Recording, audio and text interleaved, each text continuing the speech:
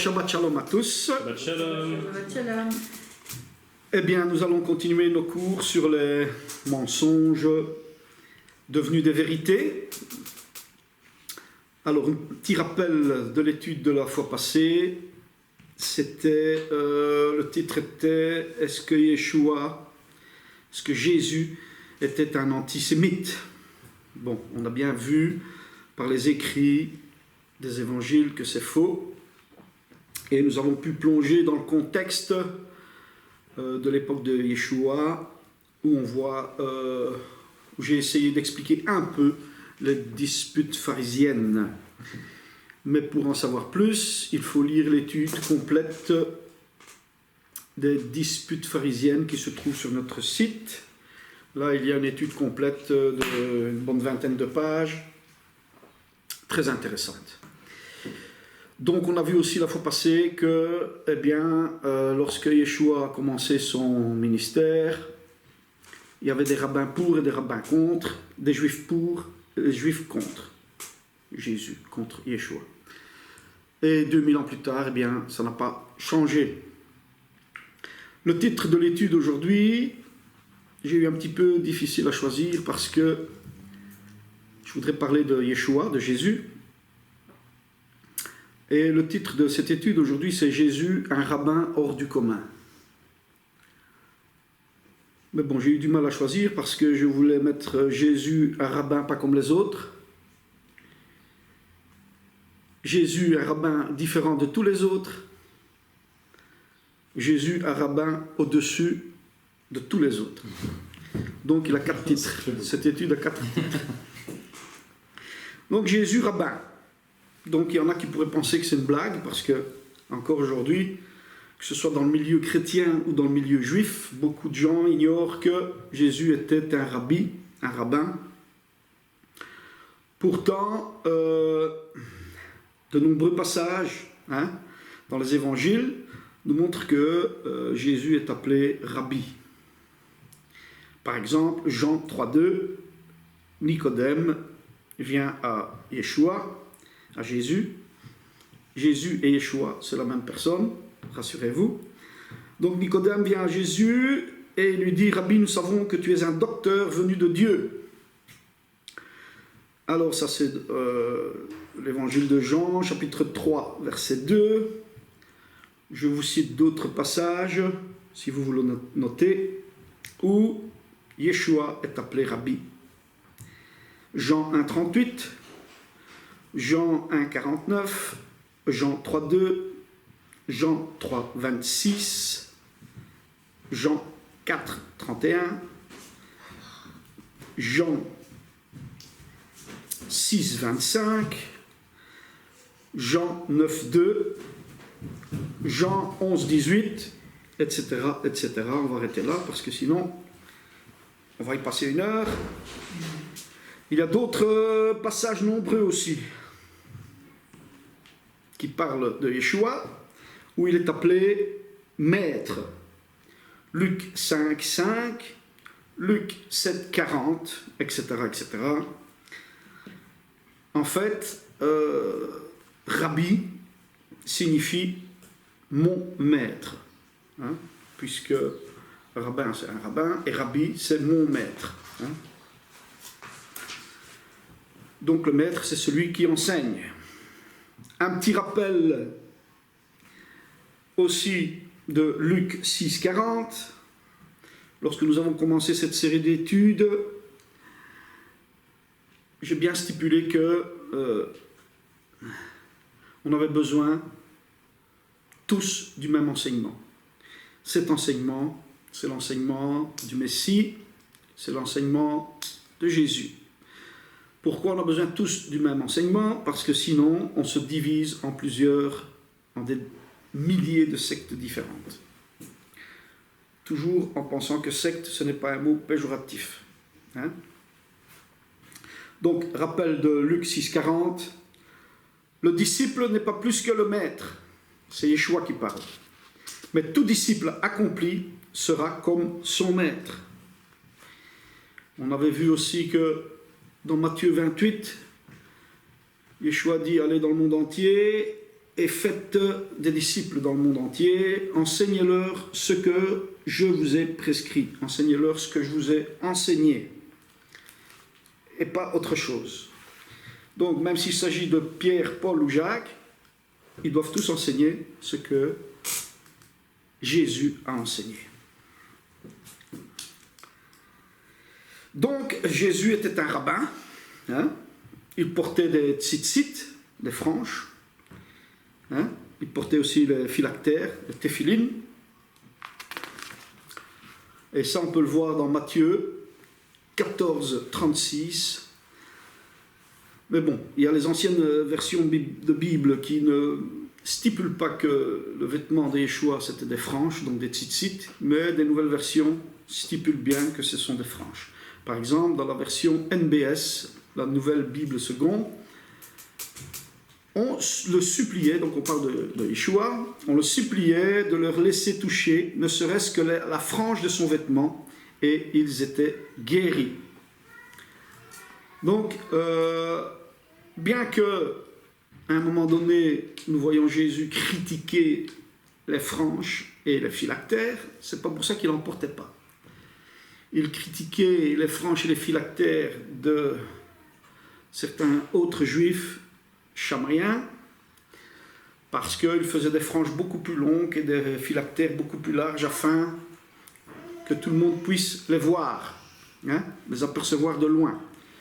Et c'était simplement pour se montrer qu'ils étaient religieux. C'est ça que Yeshua critique.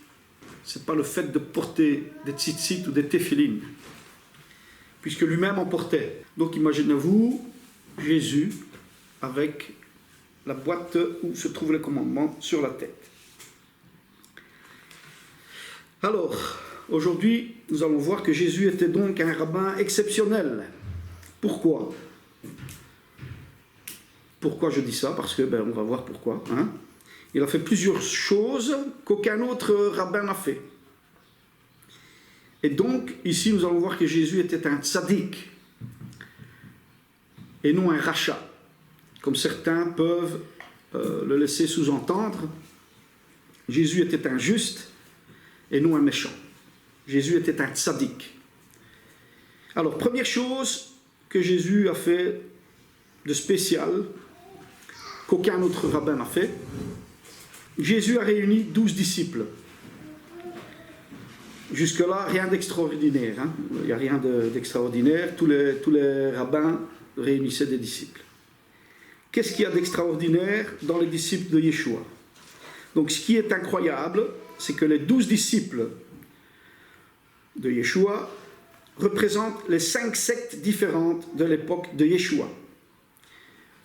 Dans mon étude qui se trouve sur le site, vous pouvez voir donc que Jésus est le seul rabbi qui a pu rassembler dans le cercle de ses 12 disciples toutes les sectes juives. En effet, Jacques et Jean, fils de Zébédée, André et Pierre sont Esséniens. Matthieu Lévi, qui récolte les taxes pour le temple, est sadducéen. Judas et Simon le Cananite sont zélotes. Les pharisiens sont Philippe, Barthélemy, Thomas, Jacques et Thaddée. Les scribes faisaient partie des pharisiens. Petite parenthèse, les zélotes étaient aussi des pharisiens, mais armés. C'était une autre branche de pharisiens. Voilà. Donc, ça c'est la première chose que Yeshua va faire, qu'un autre rabbin n'a jamais réussi à faire, c'est qu'il rassemble toutes les sectes ensemble. J'en ai que 4. Il n'y en a que 4 ? J'ai entendu Esséniens, Sadducéens, Zélotes, Pharisiens. Et scribes.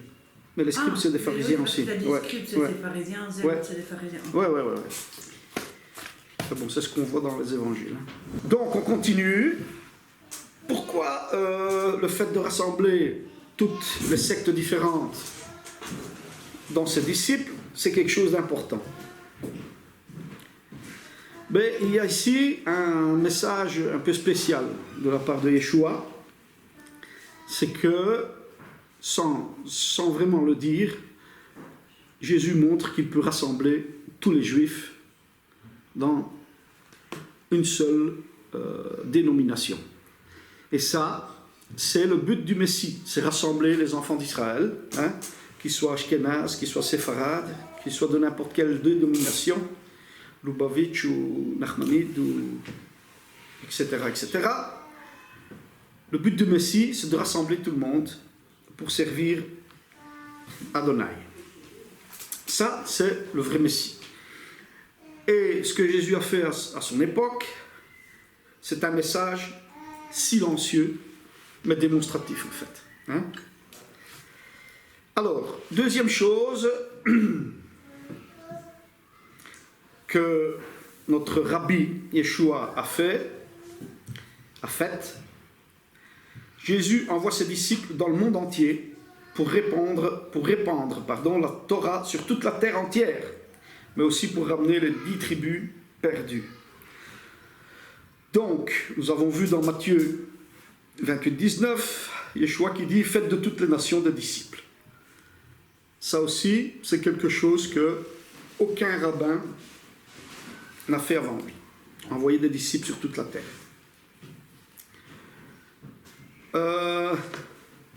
Hillel, le grand-père de Gamaliel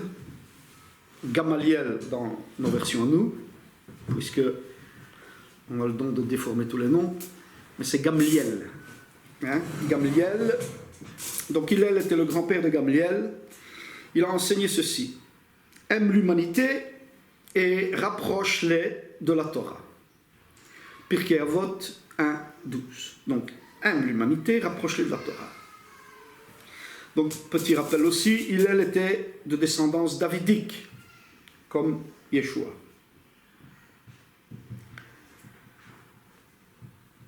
Donc, je répète que Yeshua est le seul rabbin à avoir envoyé ses disciples dans toutes les nations. Ce passage m'a fait penser à un passage de la Genèse, lorsqu'il est dit que Dieu a créé l'homme et la femme, et il leur a dit « Soyez féconds et remplissez la terre ». Si Dieu veut qu'on remplisse la terre, c'est aussi pour que toute la terre puisse honorer son saint nom. On va replonger un peu dans le contexte de l'époque. Shammai, lui, il enseigne qu'aucun non-juif ne mérite une part dans le monde à venir. Sanhédrin ou Sanhédrin 105a.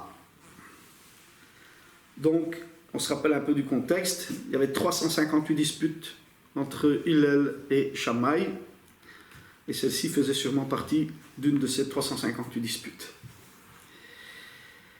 Donc, on replonge dans le contexte.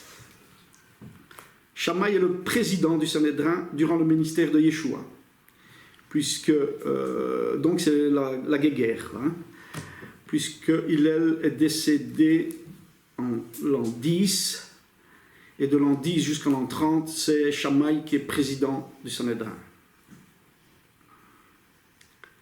Donc, il y a des petites frictions, même des grandes, entre les hillélistes et les chamaïstes, ou les chamaïens.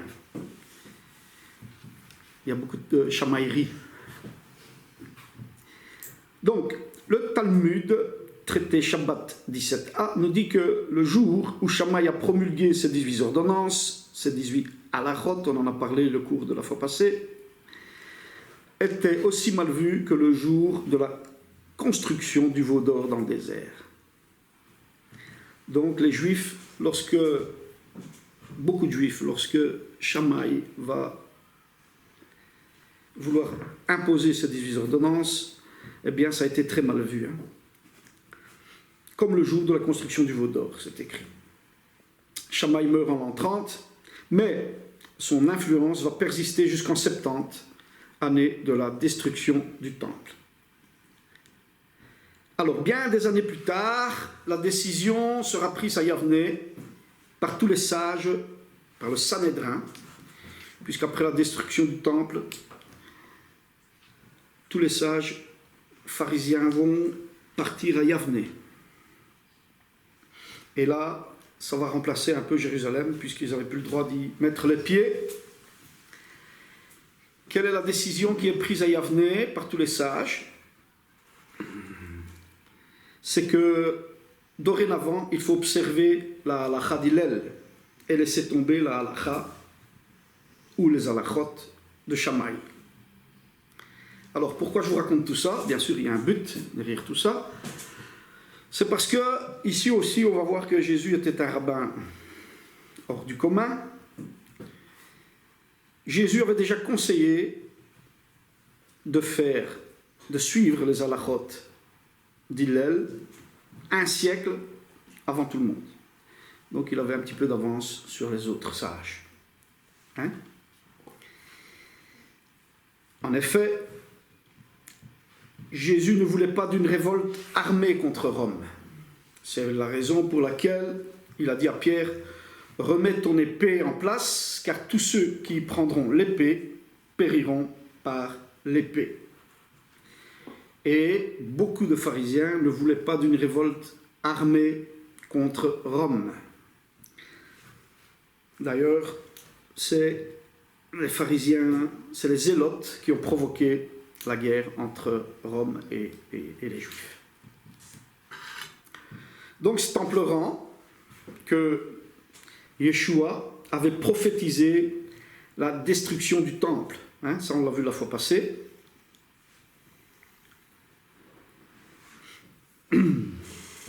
Donc toute cette prophétie, Jésus prophétise que le temple va être détruit.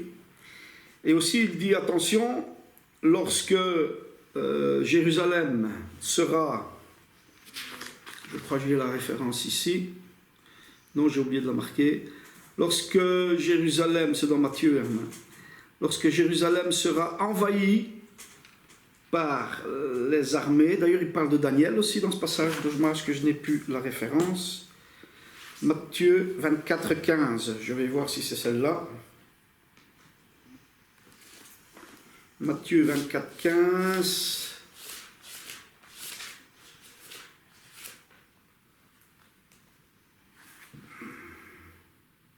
C'est pourquoi lorsque vous verrez l'abomination de la désolation, dont a parlé le prophète Daniel, établi en lieu saint, donc qui arrive sur Jérusalem, que celui qui lit fasse attention.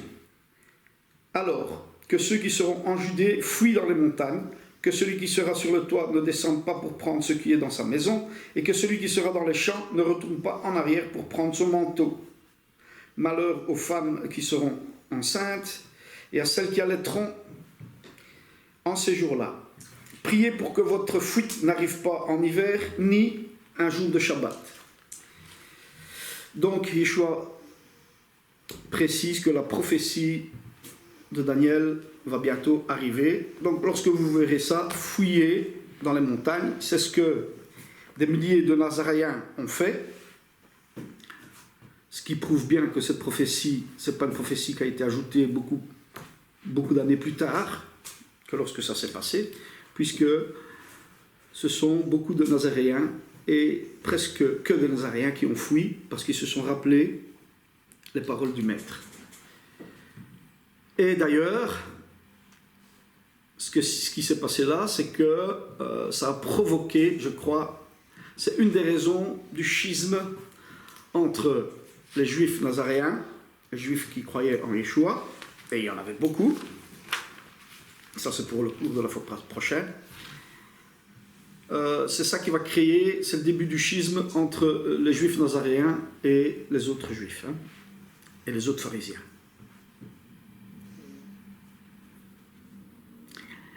Alors, dans les évangiles, on voit que le rabbi, notre rabbi, c'est un messie. Est-ce que c'est possible qu'un rabbin, qu'un rabbi devienne messie? Est-ce que c'est possible? Eh bien oui, dans le judaïsme, c'est comme ça que les choses sont expliquées. D'ailleurs, on le verra plus en détail, parce qu'on va étudier un livre assez spécial, que j'ai eu beaucoup de mal à me procurer, mais avec insistance, j'ai pu me le procurer. J'ai beaucoup cherché, et comme on dit, celui qui cherche trouve, c'est Génération Mashiach. Hein? Donc, malheureusement, on ne le trouve plus, sauf pour celui qui insiste. Il y a moyen d'en trouver peut-être. Hein? Cherchez sur Internet. L'édition. Édition du Léviathan. J'ai Gérard Toiti. Donc, Génération Mashiach. Dans ce livre, on voit qu'un rabbin devient Messie. Hein? Donc, on étudiera ce livre. C'est délicieux à lire, ce livre, parce que je dirais que c'est presque un copier-coller des évangiles. C'est un livre Lubavitch. Et c'est un livre, oui, merci, c'est un livre, Lubavitch, hein, qui parle de Schneerson, etc., etc. Donc on va bien le dévorer, ce livre. Donc, on voit qu'un rabbin peut devenir Messie, en fait. Hein. Dans ce livre aussi, on va voir aussi que le rabbi n'est plus présent physiquement, mais spirituellement. Hein. Ce qui nous fait penser à la phrase de Yeshua, je m'en vais, mais je serai avec vous jusqu'à la fin. Hein. Donc tout ça, on va pouvoir l'étudier dans ce bon livre, Génération Mashiach. Alors, on a vu tout ça. Troisième chose, Jésus le rabbin thaumaturge. Thaumaturge, ça signifie le guérisseur. C'est aussi une chose exceptionnelle. Bien sûr, Yeshua n'était pas seul à faire des miracles. Hein, en Israël, merci Seigneur. Mais les évangiles nous racontent que Jésus a fait beaucoup de miracles. Il a guéri des aveugles, des paralytiques, des lépreux, il a ressuscité un mort. Donc, ça fait beaucoup. Et pour cette étude, j'ai quand même voulu chercher en dehors des évangiles, des preuves extra-bibliques, disons, qui nous parlent du rabbin thaumaturge. Et pour cela, c'est un pharisien qui raconte l'histoire de ce thaumaturge, de ce guérisseur. Ce pharisien s'appelle Yosef ben Matthias à Cohen. Il est mieux connu sous le nom de Flavius Joseph. Alors, je suis allé sur Internet, un petit coup.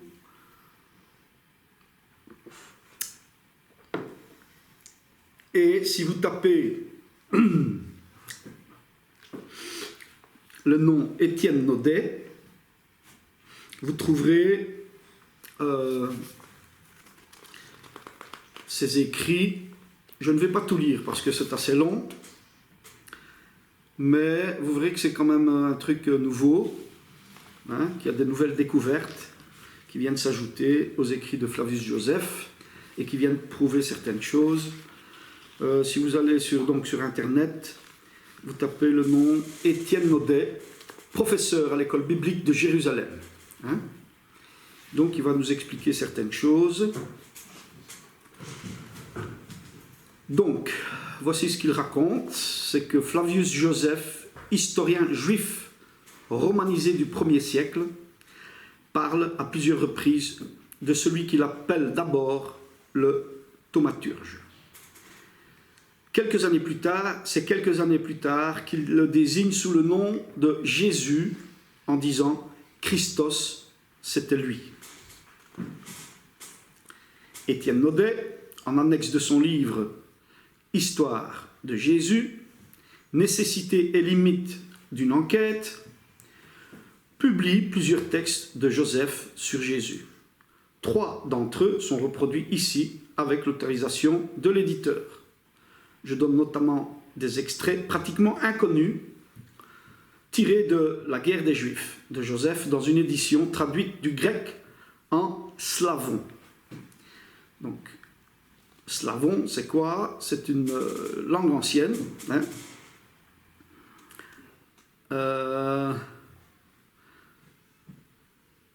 qui veut dire parole, en fait, qui signifie parole. Et cette langue est encore utilisée aujourd'hui, mais c'est une langue éteinte. Hein. Elle est seulement utilisée pour un usage liturgique. C'est Yougoslavie. Comment? Yougoslavie. Oui, c'est les langues qui sont à la base, c'est la langue qui est à la base de toutes les langues slaves. Hein, ouais. Encore utilisé par les chrétiens orthodoxes slaves. Enfin, certains. Encore utilisé par les chrétiens orthodoxes slaves. Certains. Ouais. Ben oui, ils le disent, hein, c'est uniquement dans un truc liturgique. Ouais. Donc, dans son livre, Étienne Naudet, professeur de l'école biblique de Jérusalem, explique qu'une première édition de la guerre des Juifs avait été faite, traduite par Joseph lui-même, de l'araméen en grec. Le texte grec de cette première édition est perdu. Mais cette première édition nous est connue par une version en slavon.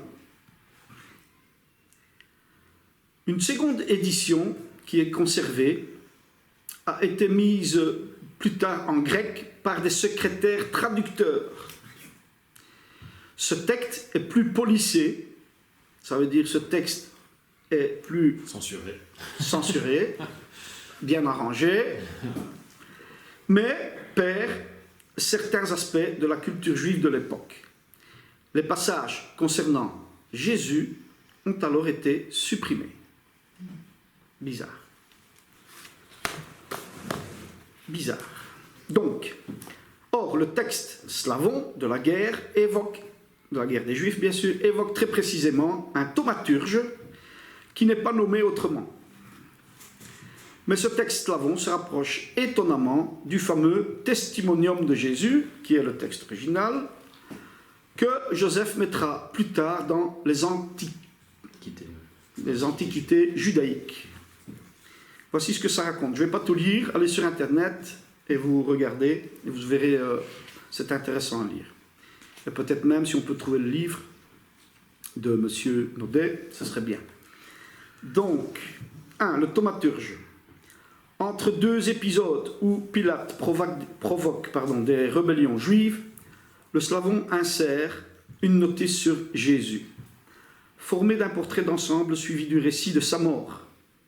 Il est qualifié de guérisseur, de thaumaturge, mais il n'est pas nommé, ce qui suggère une certaine crainte de la puissance de son nom comme guérisseur et thaumaturge. Aucune attache galiléenne n'est indiquée, ni aucun lien avec Jean-Baptiste qui a disparu avant l'arrivée de Pilate, contrairement au cas d'Hérode.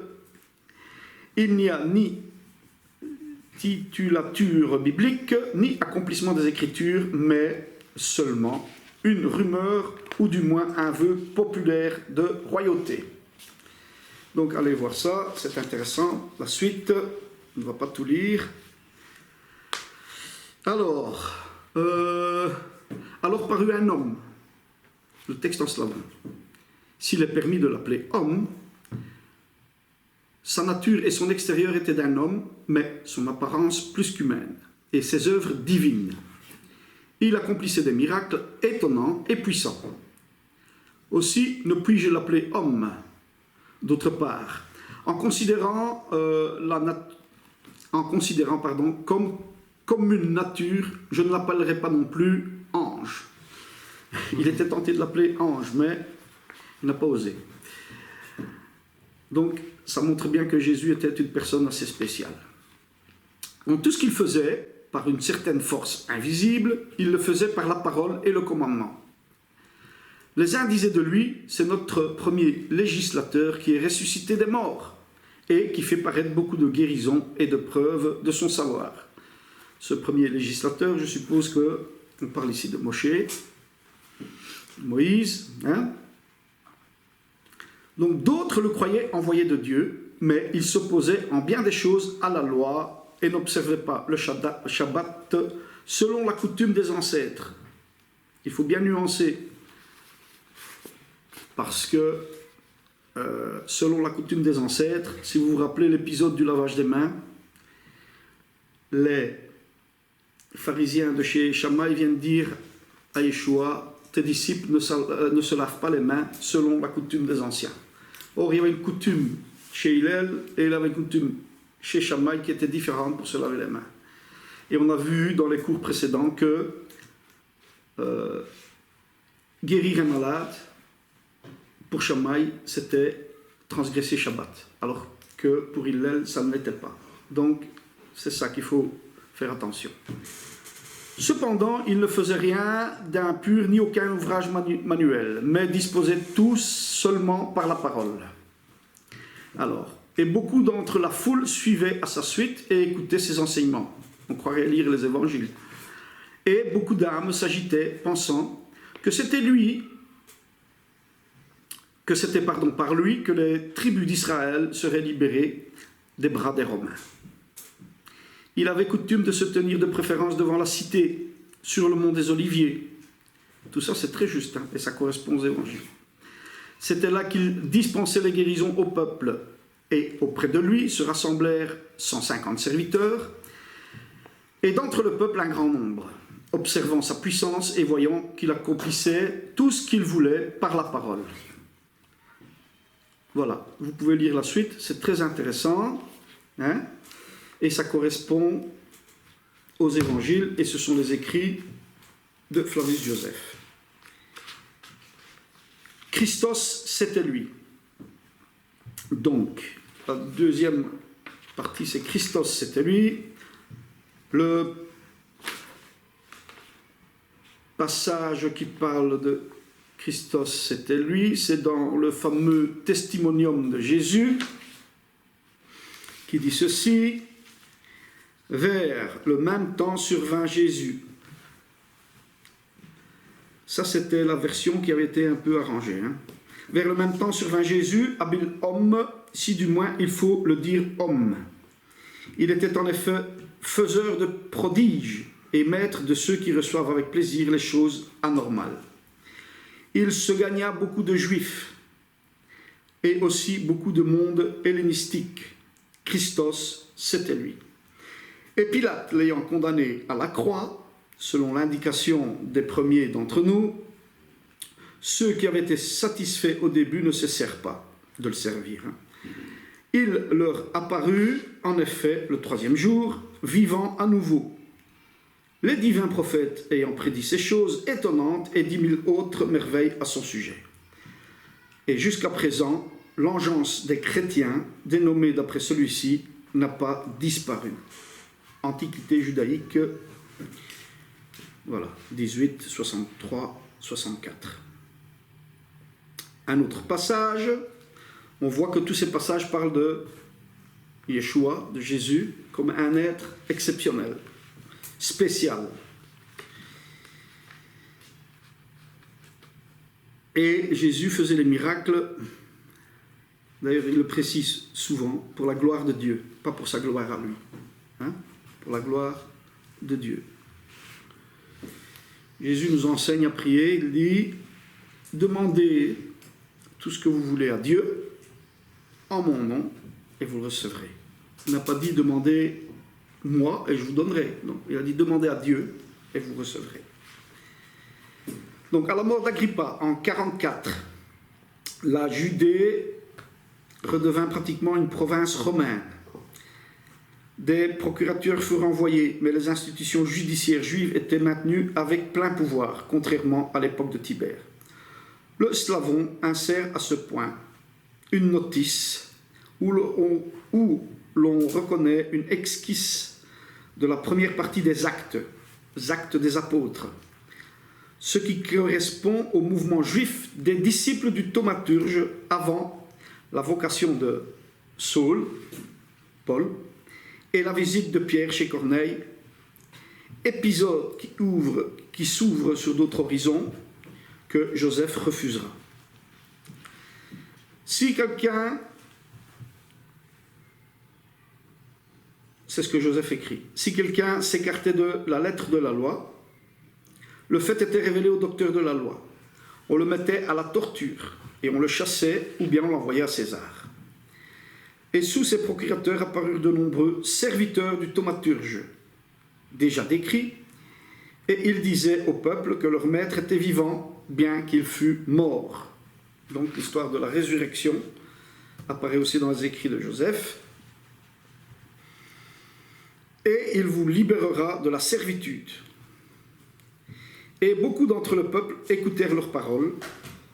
Ils prêtaient l'oreille à leurs commandements, non pas à cause de leur renommée, car ils étaient de petites gens, les uns tailleurs de voiles, les autres savetiers, d'autres artisans, mais l'accomplissement des signes merveilleux en vérité, tous ceux qu'ils voulaient.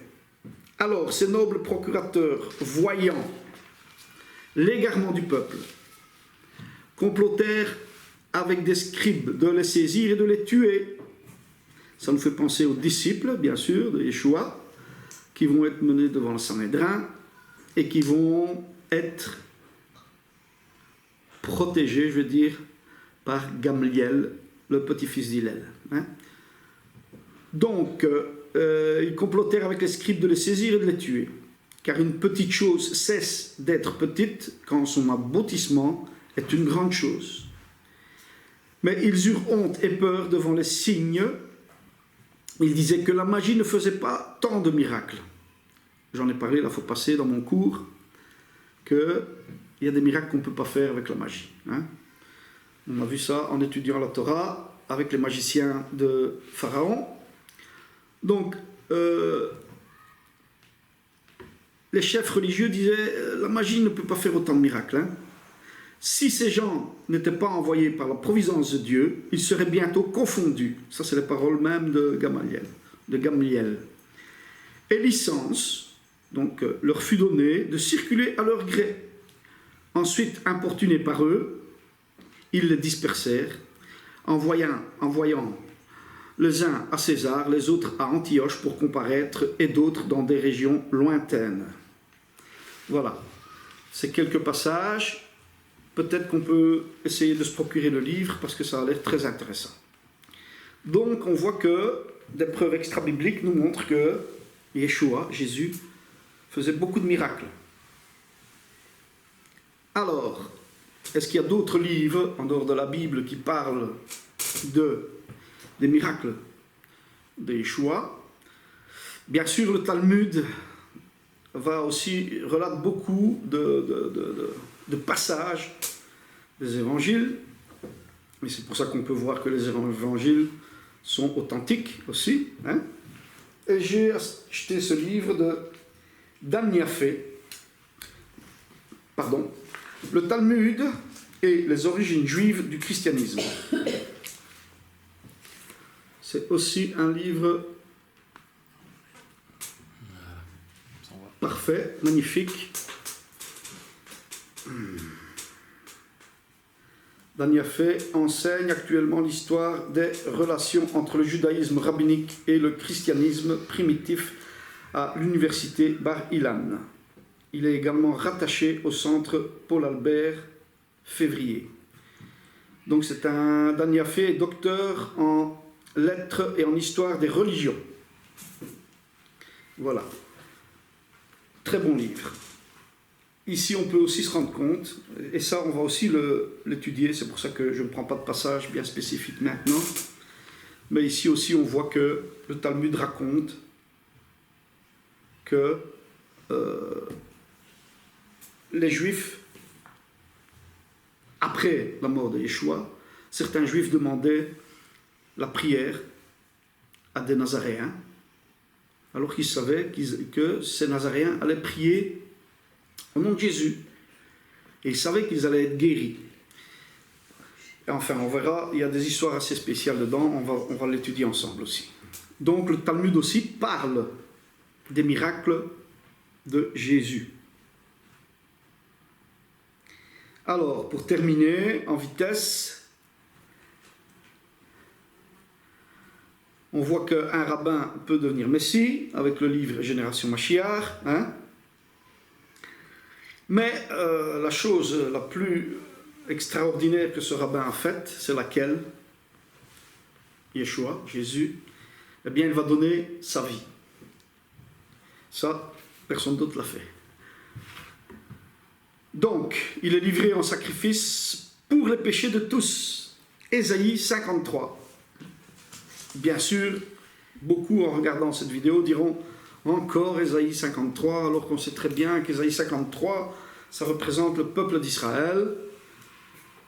Eh bien non, ce n'est pas la vie de tous les Juifs.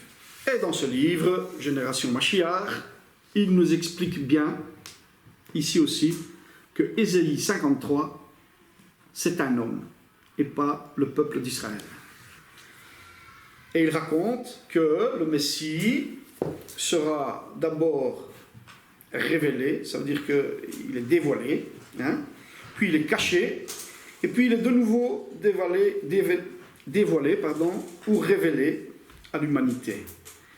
Donc, comme Moïse, comme Moshe, entre les mots hébreux et les mots français, il faut parfois choisir. Donc, comme Moïse, lorsqu'il était en Égypte, 40 ans avec les Égyptiens, il était dévoilé, hein, tout le monde pouvait le voir. Puis il arrive l'accident où Moshe va tuer un Égyptien, et pendant 40 ans, il est caché. Il se cache dans le désert. Et puis, il est de nouveau dévoilé, révélé, 40 ans comme libérateur du peuple hébreu. Donc, ce livre, très bon livre, explique que le Messie est visible, invisible, visible. Ok ? Comme Yeshua. Ce livre explique aussi que, pour le moment, le Rabbi, il est caché à nos yeux, physiquement, mais il est présent spirituellement. Donc, très intéressant. On va pouvoir étudier ces livres ensemble. Voilà. Pour aujourd'hui, on va s'arrêter là. Comme ça ne sera pas trop long pour tout le monde. Shabbat Shalom. Shabbat Shalom.